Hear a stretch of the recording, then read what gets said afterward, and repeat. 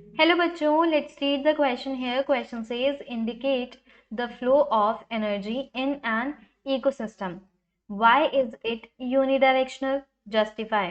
Question में पूछ रहे हैं कि जो फ्लो होता है इकोसिस्टम में एनर्जी का वो किस तरीके का होता है, और अगर यूनिडायरेक्शनल होता है तो यूनिडायरेक्शनल क्यों होता है, इसको जस्टिफाई करिए. सो की कॉन्सेप्ट इस क्वेश्चन का हम यहाँ पे लिखते हैं. की concept is about energy flow in an ecosystem. Energy flow in an ecosystem. एक फूड चेन के थ्रू इसको समझने की कोशिश करते हैं.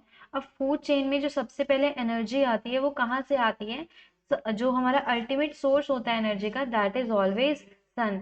तो सन क्या करेगा, कुछ अमाउंट ऑफ एनर्जी प्रोड्यूसर को ट्रांसफर कर देगा. प्रोड्यूसर से क्या होगा, ये एनर्जी कहाँ जाएगी? प्राइमरी कंज्यूमर को जाएगी. प्राइमरी कंज्यूमर से ये एनर्जी किसको जाएगी?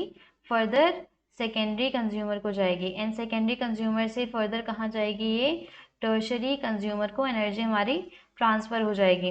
होता क्या है, मान लेते हैं जनरली सन के पास हमारा 1000 kilo joule amount of energy is present. Sun के पास मान लेते हैं 1000 amount of kilo joule 1000 kilo joule energy present है. तो सन से प्रोड्यूसर कितना एक्सेप्ट करता है? ओनली 1% एनर्जी एक्सेप्ट करता है. सो 1% ऑफ 1000 किलो जूल यहाँ पे कितना हो जाएगा? 10 kilo joule.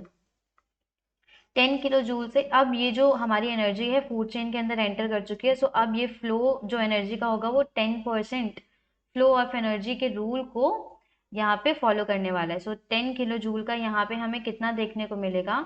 1 kilo joule. 1 kilo joule से फर्दर हमें 10% सेकेंडरी कंज्यूमर पे ट्रांसफर होता हुआ दिखेगा. यहाँ पे कितना जाएगा बच्चों?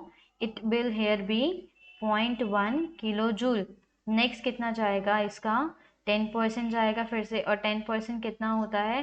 0.01 किलो जूल. होता क्या है, जब भी एनर्जी का ट्रांसफर हो रहा होता है तो सन से एनर्जी मिलती है प्रोड्यूसर को, और प्रोड्यूसर से जो एनर्जी होती है वो फूड चेन के अंदर एंटर कर जाती है. नाउ जो सन से एनर्जी मिली वो तो 1000 किलो जूल थी जो सन के पास अवेलेबल थी. प्रोड्यूसर को कितना मिला? जो प्रोड्यूसर होता है वो जनरली होता कौन है? Green plant. तो प्लांट को कितना मिला? Only 10 kilo joule.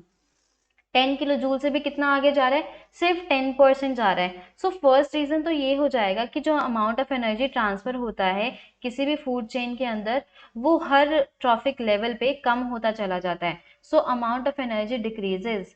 Amount of energy available at successive trophic levels available at successive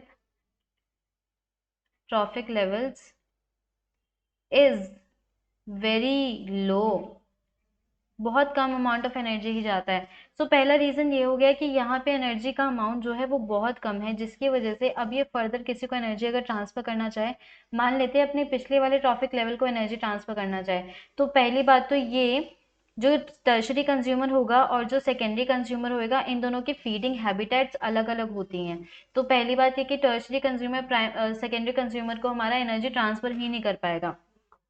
next is जो इसके पास अमाउंट ऑफ एनर्जी अवेलेबल है वो बहुत कम है. It is much less.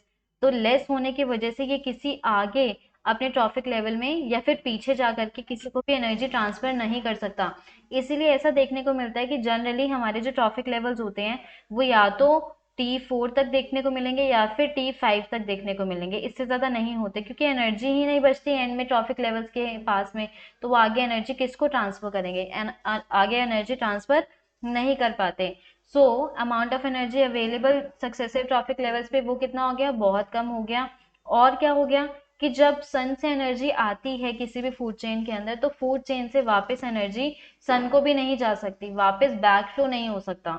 हमेशा यूनिडायरेक्शनल फ्लो देखने को मिलेगा एनर्जी का. So I hope you got the answer very well. Thank you. Best of luck.